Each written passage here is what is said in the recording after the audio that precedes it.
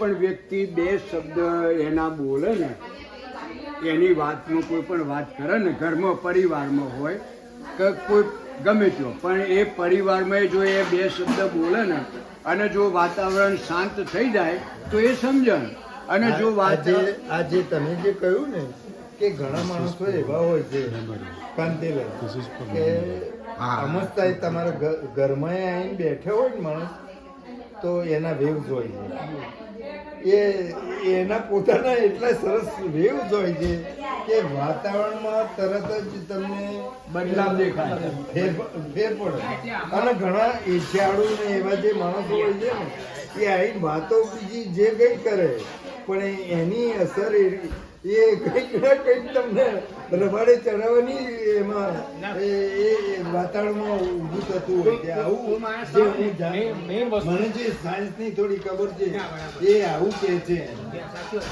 જ્યારે તમે કીધું ને કે જતું કરવાનું, રાઈટ? જ્યારે તમે જતું કરતા શીખો ને, ધારો કે મારા હસવું ના કોઈ વસ્તુનું આર્ગ્યુમેન્ટ થઈ થાય, રાઈટ?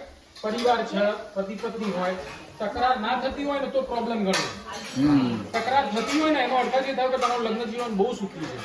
કેમ? કારણ કે તકરાર કરીને તમે આટલા વર્ષ સુધી જોડે ટકી રહ્યા, એટલે તમારાથી સુખી બીજું કોઈ નથી. પણ એ તકરાર થતી હોય પણ એ જ્યાં સુધી થઈ ત્યાં સુધી પછી ઉભા થઈને બીજું કઈ ટોપિક પર ડિસ્કશન આવ્યું પછી પેલાનું પકડીને જરા રાખો ને તમે કે ભાઈ ઝઘડ્યા હતા એમાં તો ભાઈ જીવન ચાલે જ નહીં તમારે. એ તમારે મૂકવું જ પડે. એ વસ્તુ પતી ગઈ. એ જીવન જીવવાની જે રીત જે છે જીવનમાં સમજણની વાત. ધારો કે પતિ પત્ની હોય, રાઈટ?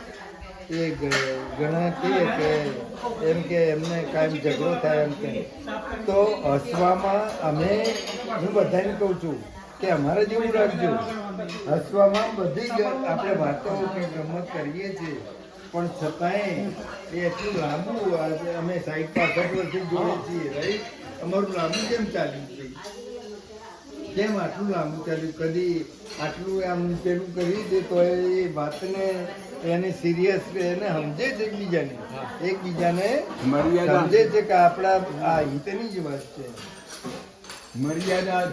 મર્યાદામાં રહીને કોઈ પણ વ્યક્તિ જો જે કંઈ કહે ને એ મર્યાદામાં રહીને કહે ને તો એનો પડઘોય પડે અને એની શોભાય વધે અને એનું હિતય થાય.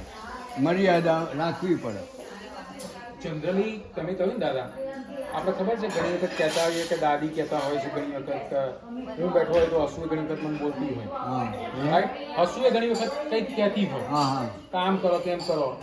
પણ જ્યારે આપણને એમ ખબર પડવાની શરૂ થાય ને કે ભાઈ આ માણસ પોતાનું છે ને આપણા માટે સારા માટે કહે છે પછી તમને એ રીસ ચડે જ નહીં.